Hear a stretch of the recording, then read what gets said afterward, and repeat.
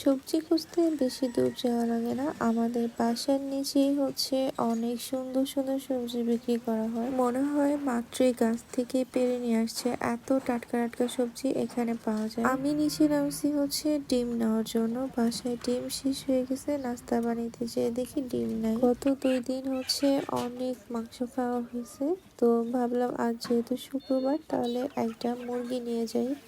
তাই আমি লাল মুরগি নিতে আসছিলাম। মুরগি নিয়ে একটু সামনে দেখি খুব সুন্দর সুন্দর ফুলকপি পাওয়া যাইতেছে। এটা আমাদের মান্ডার ফুলকপি। এই কফিটা দেখতে যেমন সুন্দর, খেতেও কিন্তু অনেক মজা। দামে কিন্তু একটু বেশি। এখানে 3-4টা কফি কেনা যেত, সেই দামে 2টা কফি কেনা লাগে। ডিম কিনতে যেয়ে দেখেন কত কিছু বাজার করে নিয়ে আসছি।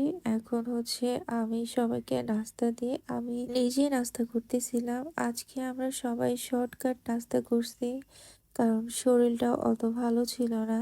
নাস্তা শেষ হতে না হতে আবার চা চাবে, তাই আমি তাড়াতাড়ি করে চাটা বসিয়ে দিছি। আমাদের বাসায় কি পরিমাণ ডিম লাগে দেখেন, 1 ডজন ডিম নিয়ে আসছি, সেখান থেকে মাত্র 5টা ডিম আছে। বাসায় আর কিছু থাকুক আর না থাকুক, ডিম থাকলে আমাদের আর কিছু লাগে না। চাটা খেয়েই চলে আসছিলাম কোটা বাছা করার জন্য।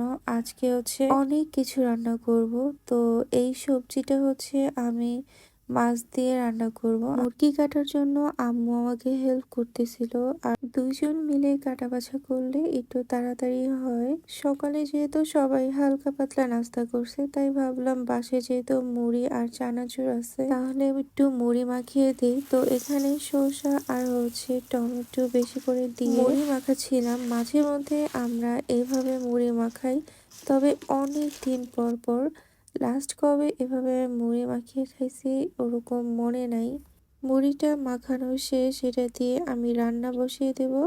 তো আমি রান্না বসিয়ে দিছি, মশলাও কষাইছি।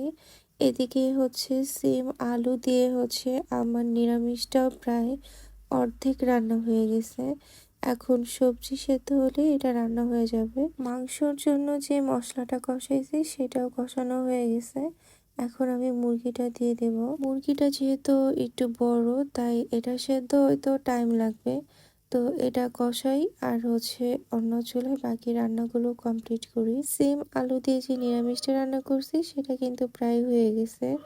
এই নিরামিষটা যখন আমি প্রথম রান্না করছি, এটা আমার মেয়ে এত পছন্দ করছে, যার জন্য আমার আবারও রান্না করতে হয়েছে। রান্না বান্না শেষ করে গোসল করে নামাজ পড়ে আমরা সবাই খেতে বসে গেছি। তো এই আমাদের আজকে দুপুরের খাবার: ফুলকপি ভাজি, লটকা শুটকি পোনা, আর সিম আলু, আর মাছ দিয়ে নিরামিষ। এগুলো রান্না করছি, সাথে ছিল মুরগির মাংস। আর কি খাবো, সবজি ভর্তা এগুলো দিয়ে আমার প্রায় ভাত খাওয়া শেষ হয়ে গেছে। ফ্যামিলির সঙ্গে কাটানো এইটা আমার আজকে শুক্রবার।